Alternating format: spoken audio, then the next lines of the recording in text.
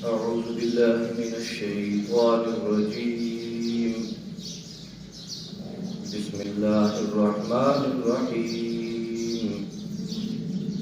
يوصيكم الله في أولادكم للذكر مثل حظ الأنثيين فإن كن نساء فوق اثنتين فلهن ثلثا ما ترك وإن كانت واحدة فلها النصف ولأبويه لكل واحد منهما السدس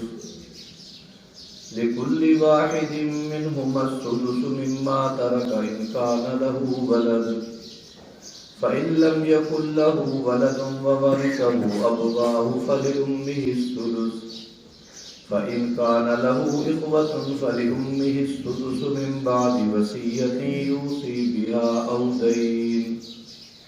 آباؤكم وأبناؤكم لا تدرون أيهم أقرب لكم نفعا فريضة من الله إن الله كان عليما حكيما.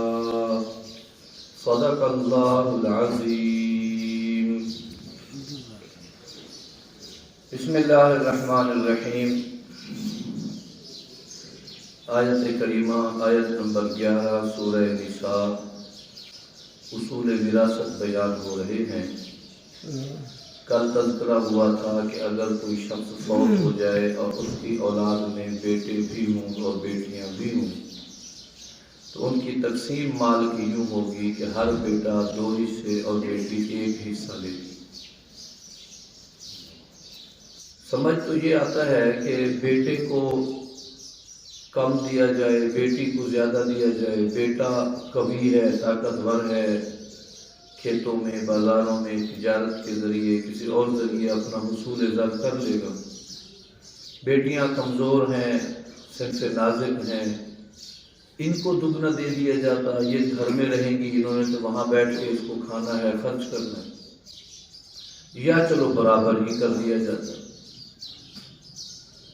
یہ ان لوگوں کی طرف سے نظریہ ہے یا وہ ہونا چاہیے جو یہ سمجھتے ہیں کہ مرد اور عورت دونوں برابر ہیں. اسلام یہ کہتا ہے کہ نان نفقہ، امور خانہ داری کے لیے جتنے مالی اخراجات ہیں، چادر چار دیواری، مکان، گھر، دوا، علاج، یہ سارا مرد کی ذمہ داری ہے. وہ محنت کرے، مزدوری کرے، تجارت کرے، ملازمت کرے، کاشتکاری کرے، یہ نظام اس کے ذمہ ہے.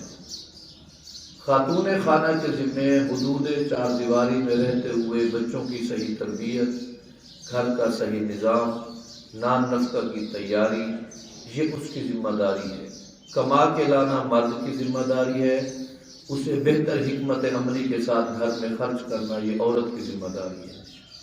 تو لہٰذا جس نے کھلانا پلانے کی ذمہ داری لینی ہے، جس نے خدمت کی ذمہ داری لینی ہے، جس نے انتظام جس نے اس بات کا اس کو یقینی بنانا ہے کہ وہ ان کے لیے کچھ کما کے لائے، اس لیے اس کو دوہرا دے دو اور اس کو اکیلا دے دو. یہ گھر میں بیٹھی ہے، اس کو خامد بھی دے گا اور اس کے باپ کی طرف سے بھی آ گیا، اس کی زندگی اس سے زیادہ خوشحال ہوگی. اس لیے یہاں عورت کے حصے کو کم کیا گیا. یہ عقلاً بھی خلاف عقل نہیں ہے اور خلاف عین فطرت کے مطابق ہے. اب ایسے مرد کی بات ہے یا ایسی مر جانے والی شخصیت کی بات ہے جس کی صرف بیٹیاں ہوں، بیٹا نہ ہو. دنیا میں کئی لوگ ایسے ہیں صرف بیٹیاں اللہ نے دی ہیں، بیٹا نہیں دیا. تو اب ان کی جائیداد کیسے تقسیم ہوگی، ذرا اس پہ غور کریں. فَإِن كُنَّ نِسَاءً فَوْقَ اثْنَتَيْنِ فَلَهُنَّ ثُلُثَا مَا تَرَكَ. آدمی فوت ہو گیا، اس کی کئی بیٹیاں ہیں، 2 سے زیادہ، 3 4 5 6. اگر اس کی بیٹیاں 2 3 4 5 6 یا اس سے زیادہ ہیں تو اس آدمی کی پوری جائیداد میں سے 2/3 حصہ بیٹیوں کو ملے گا. 2/3 حصہ. فرض کیجئے ایک آدمی فوت ہوا، اس کی ملکیت میں 3 لاکھ روپے نکلے. اس کا سونا، چاندی، برتن، سامان کو جب دیکھا گیا، اس کی قیمت مقرر کی گئی تو وہ تھی، فرض کیا 3 لاکھ. اور اس کی صرف بیٹیاں تھیں، اور بیٹیاں بھی جو تھیں وہ 2 سے زیادہ تھیں، 3 4 5. تو ان کو وہ 2 لاکھ، 3 لاکھ میں سے 2/3 بنتا ہے 2 لاکھ. وہ ان بیٹیوں میں بحصہ برابر تقسیم کر دیا جائے گا۔ ایک شخص فوت ہو گیا، اس کی جائیداد میں تھے 3 لاکھ روپیہ نکلا، 2 لاکھ اس کی بیٹیوں میں تقسیم کر دیا جائے گا، باقی بچے گا 1 لاکھ۔ اس میں سے 1 لاکھ جو ہے اس کے جدی رشتہ داروں کو دیا جائے گا، جنہیں اصطلاح میں عصبہ کہتے ہیں، جو میت کے قریب ہوں، باپ، دادا، اپنا بھائی نہیں ہے تو باپ کا بھائی، یہ اس کے عصبات میں شامل ہیں۔ تو مقرر کیے ہوئے ورثاء کے حصص کو دینے کے بعد ان کو دیں گے۔ ورثاء کی جو قسمیں ہیں ان میں سے 3 قسموں کا ذکر آتا ہے۔ پہلے نمبر پر ہیں ذوی الفروض، ان کی تعداد 10 ہے۔ دوسرے نمبر پر ہے عصبات، اور تیسرے نمبر پر ہے ذوی الارحام۔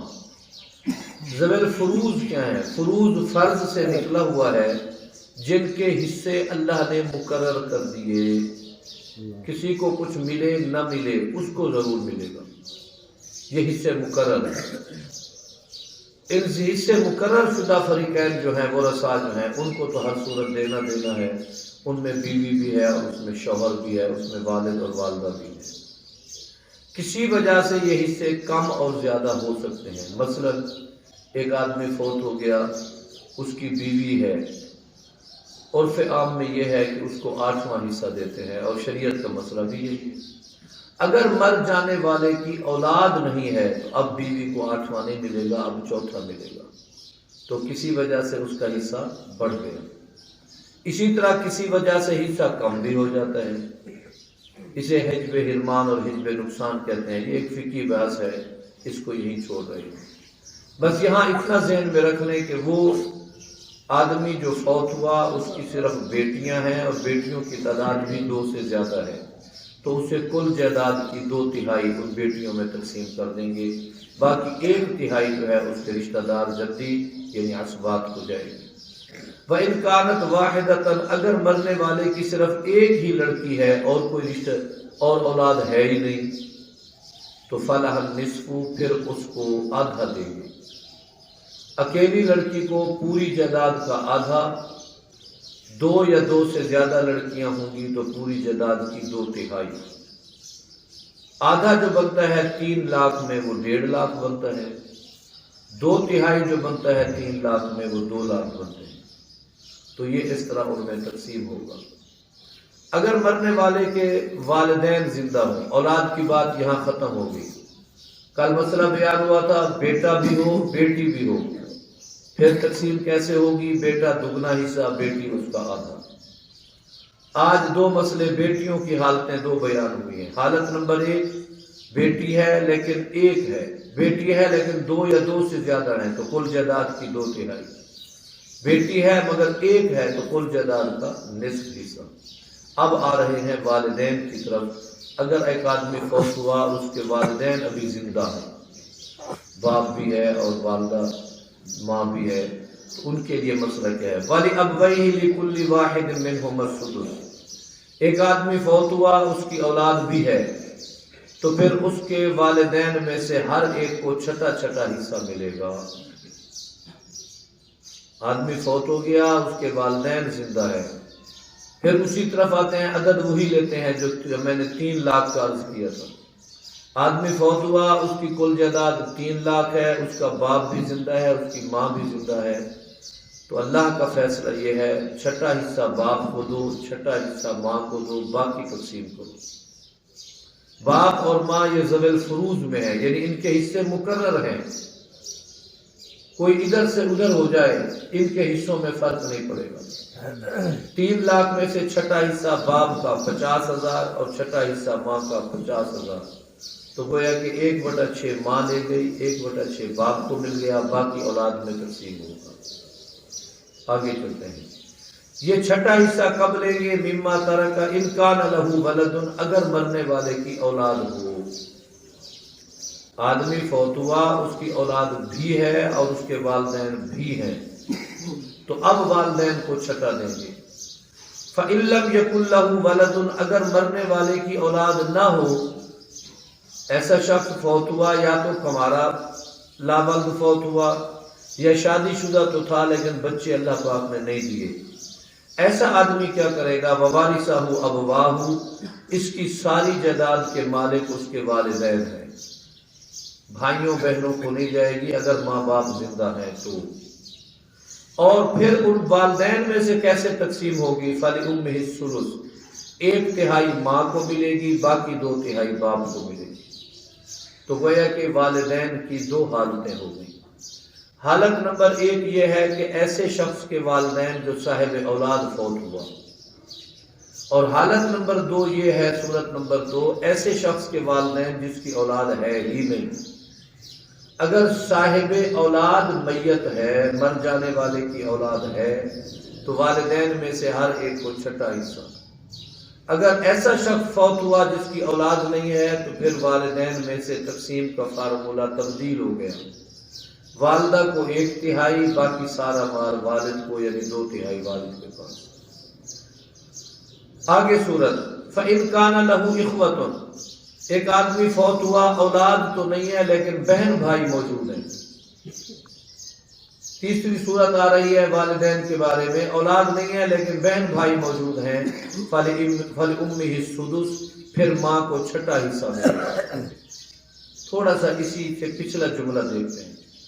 اس سے پچھلا جملہ یہ تھا ایک آدمی فوت ہوا، اس کی اولاد نہیں ہے۔ اگر اس کی اولاد نہیں ہے تو اس کی جائیداد تقسیم ہوگی والدین میں، ماں 1/3 اور والد 2/3 جائیداد مکمل۔ فوت ہونے والا فوت ہوا، اولاد نہیں ہے لیکن بہن بھائی ہیں، تو اب ماں باپ کی مال کی تقسیم میں تبدیلی آ جائے گی، ماں 6واں حصہ لے گی، باقی ساری جائیداد باپ کو ملے گی۔ آگے فرمایا اس کو کہتے ہیں حجب نقصان، یعنی خود تو بہن بھائیوں کو نہیں ملا لیکن وہاں کا نقصان ہو گیا، تیسرے کی بجائے 6 پہ چلی گئی۔ تیسرا بنتا ہے 3 لاکھ میں 1 لاکھ، اور 6واں بنتا ہے 3 لاکھ میں 50,000۔ من بعد وصیت یوصی بہا او دین، لیکن 2 کام پہلے کرنے ہیں، یہ تقسیم بعد میں کرنی ہے۔ پہلا کام من بعد وصیت، اگر مرنے والے نے کوئی وصیت کی ہو اور شرعی بھی ہو تو 1/3 میں پہلے وصیت پوری کرے پھر مال تقسیم کرے۔ او دین، یا اگر اس کے ذمے کوئی قرضہ ہے تو پہلے وہ قرضہ اتارے پھر تقسیم کرے۔ گویا کہ قرضہ بھی مقدم ہے، وصیت بھی مقدم ہے، وراثت اس کے بعد ہے۔ آباؤکم و ابناؤکم لا تدرون ایہم اقرب لکم نفعا، اللہ نے جو حصے مقرر کیے ہیں تمہارے والدین کے یا تمہاری اولادوں کے، لا تدرون، تمہیں نہیں پتا، ایہم اقرب لکم نفعا، ان میں سے تمہارے لیے زیادہ مفید کون ہے، تمہارے لیے زیادہ حق کون رکھتا ہے، والد رکھتا ہے یا اولاد رکھتی ہے۔ یہ میرے اللہ کا معاملہ ہے، اللہ نے ان کے حصہ مقرر کر دیے۔ ہمارے ہاں 2 افراد کو حصہ دینے میں کچھ سستی کا مظاہرہ ہے، ایک بیٹیوں کو اور ایک ماں باپ کو۔ بیٹا فوت ہو جائے، بوڑھے ماں باپ موجود ہے تو لوگ کہتے ہیں میاں اس کو کیا دینا، یہ خود مرنے کے قریب پہنچا ہوا ہے، اس نے کمائی بیٹے کی اپنی تھی، محنت مزدوری اس نے کی، جان جوکھوں میں ڈالی، اب اس کو کیا دینا۔ بھائی والد نے اپنی ساری زندگی کی محنت اولاد پہ لگا دی، اب وہ بوڑھا بیٹھا ہے، یہ بیٹا زندہ تھا تو یہ اس کا خیال کرتا تھا، اس کے لیے لباس، خوراک، ضروریات، کیونکہ وہ تو بیٹا تھا۔ اب بیٹا فوت ہو گیا، اس کی جائیداد تقسیم ہو رہی ہے، عورت اس کی بیوہ ہو گئی، بچے جو تھے وہ اب پوتے ہیں، بیٹے نہیں ہیں، قریب کا رشتے کی بجائے بعید کے رشتے کی طرف چلے گئے ہیں۔ یہ بوڑھا کہاں جائے گا، یہ بوڑھی ماں کہاں جائے گی؟ لہٰذا ان کو 6واں حصہ دو، یہ کم از کم زندگی کے جو دن بچے خوشی ہیں یہ عزت شان سے گزار تو سکے بیچارے۔ لہٰذا اس بحث میں پڑھنا کہ اس کو حصہ کتنا زیادہ کیوں دے دیا، اس کو کم کیوں دے دیا، بیٹے کو 2 حصے کیوں دے دیے، بیٹی کو 1 حصہ کیوں دے دیا، باپ کو کل جائیداد کیوں دے دی، ماں کو 1/3 یا 6واں حصہ کیوں دے دیا۔ اللہ نے فرمایا آباؤکم و ابناؤکم، تمہارے آبا ہوں یا تمہارے ابنا اولاد ہوں، لا تدرون، تمہیں پتہ ہی نہیں، تم نہیں جانتے، ایہم اقرب لکم نفعا، تمہارے لیے زیادہ نفع بخش ہونے کی حیثیت سے کون زیادہ اقرب ہے؟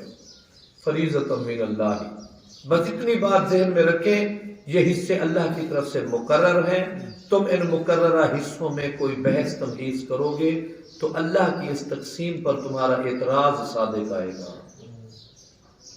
سمجھ آ جائے بات تو بھی اسی کو تقسیم کو لینا ہے، خدا نہ خواستہ بات سمجھ نہ آئے تو بھی اسی تقسیم پہ عمل کرنا ہے۔ کیوں اسی تقسیم پہ عمل کرنا ہے؟ اس کی کیا حکمتیں ہیں؟ ان اللہ کان علیما حکیما، اللہ جانتا بھی ہے، اللہ حکمت والا بھی ہے۔